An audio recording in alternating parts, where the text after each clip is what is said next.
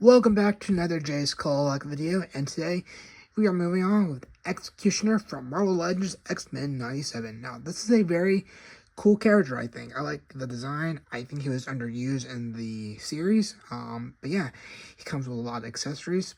But before we take a look at those, let's take a look at the package. Taking a look at the package, we get the X-Men 97 logo up there with the Marvel Studios logo right above it. Get a look at characters from Wave 1, I believe, on top there. We get a look at X-Cutioner on the side here. With the animated look. Get a look at him in the package right here. Comes with a lot of accessories, and he's heavy, I'll say that. So yeah, you got all the accessories, got the blue on the bottom, and taking a look at the back here, we get a look at the back of the package with him displayed on this side, and with characters from Wave 2 on this side, and the yellow and blue look for the back of the retro packages and everything. So yeah, that is a look at the package. Let's now take a look at him outside the box and those accessories. Alright, so up first here we got the Sentinel Blaster here.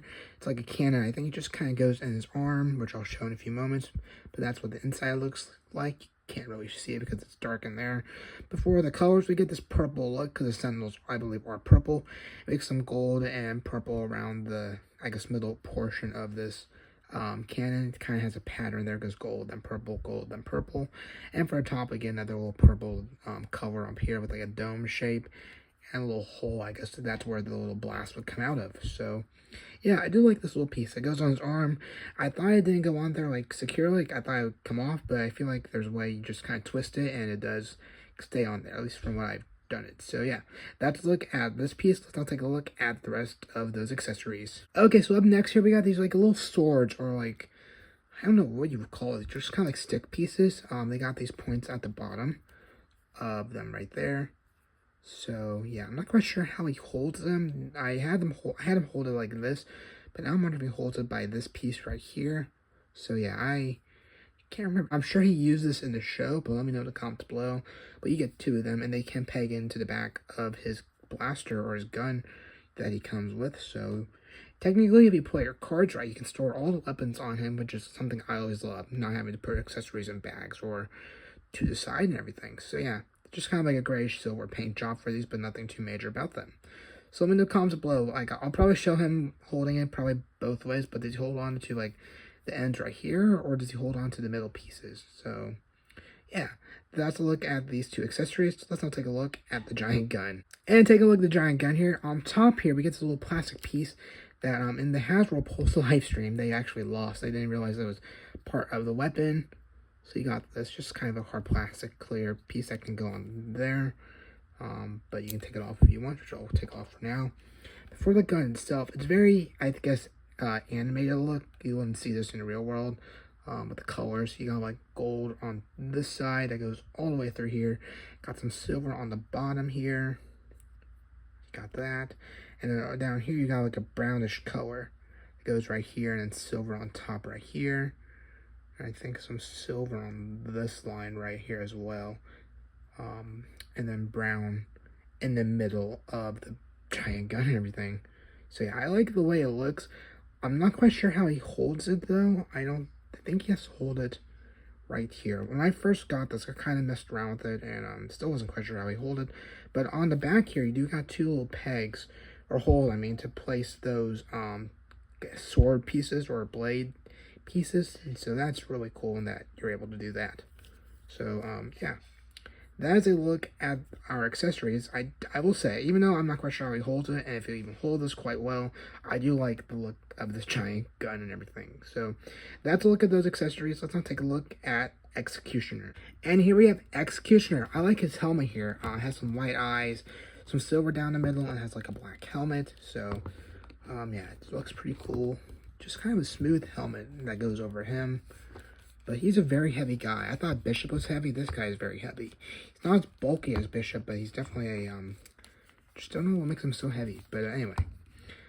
So yeah, that's a look at the helmet. So let me zoom out a bit. We'll take a look at the rest of his body. Alright, so when it comes to the rest of the body here, we get like this reddish jacket piece on the side here. Kind of reminds me of the Mandalorian's cape piece. But you got this right here. Taking a look at the back here, we get black for the back of him, but then you get this orange kind of band piece that goes around his shoulder. That underneath there is a peg or a hole. I can't really say pegs or holes. There's a hole underneath there you gotta kind of scoot it over, but you can place the blaster or the gun in. And I will say, this piece came off. I'm not quite sure if it was supposed to, but there's like a little peg on this like little orange wrap piece that can just pour back into his back. It's in there now, but it came off and it was a bit loose, so I wasn't quite sure if it was supposed to do that. But speaking of the orange, I guess, tone and everything, we got some orange for the belt right here. Just kind of goes all the way around like so, right there. And also connects to like the belt and the front of him. And on his belt, he has like a silver buckle with the FOH for Friends of Humanity. So you got that right there. Has a kind of like a black jacket right here. You can see the, I guess, design of it. Some black for his, I guess, shirt underneath. And moving down, we're going to skip the arms for a few moments. You got this black jacket still going downwards. Some cuts in it for, I guess, the design. So you got that. And then going back to arms here, his arms are like, so he has black gloves, but some fingers showing. Underneath the gloves, he has like a brown like little piece right here, up the upper arm area.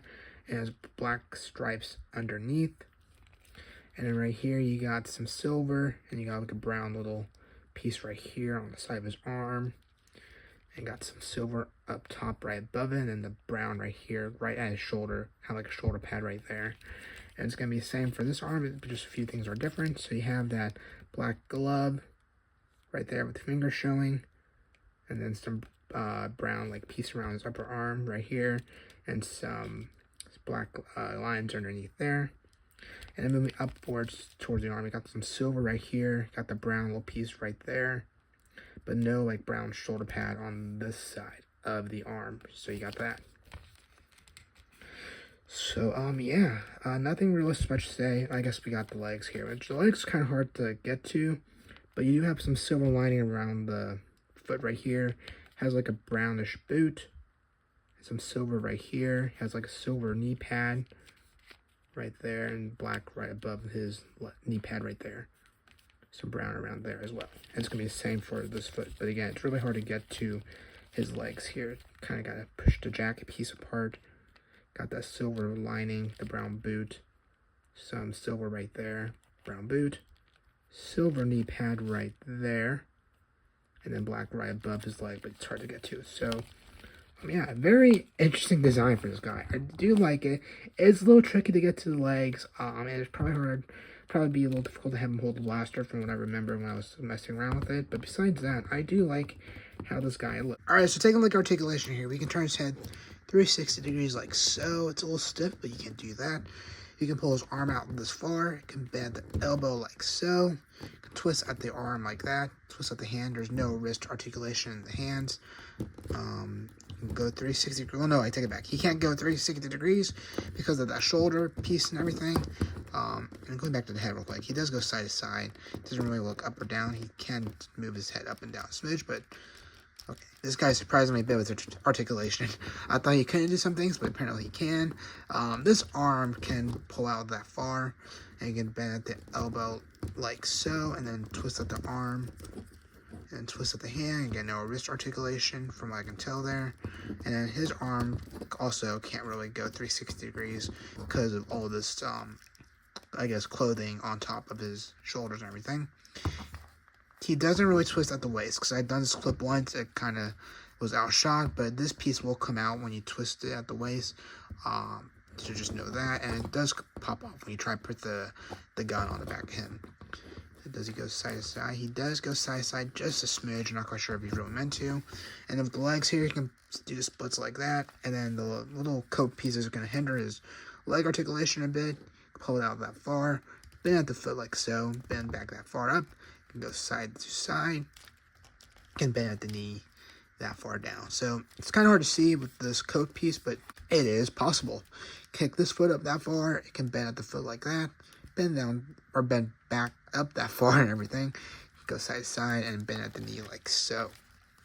And I don't think he does twist at the whole leg joint and everything. Just to let y'all know, not at the boot or foot joints. So yeah.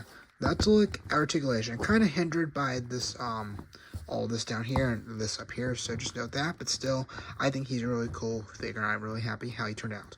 So with that, let me get the accessories on. We'll take a look at my final thoughts. Right, so in order to get the sword or this blade piece in the shot, I had to zoom out quite a bit.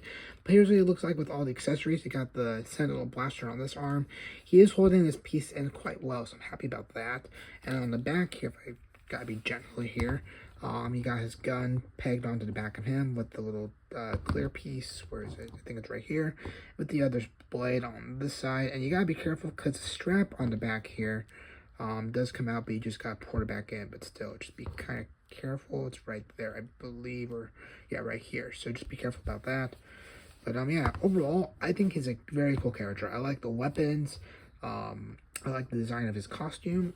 My only real complaint is just it's really hard to get him to move his legs and maybe move his arms a bit. So yeah, let me get him back in his pose right here and just get him back a little bit. So yeah.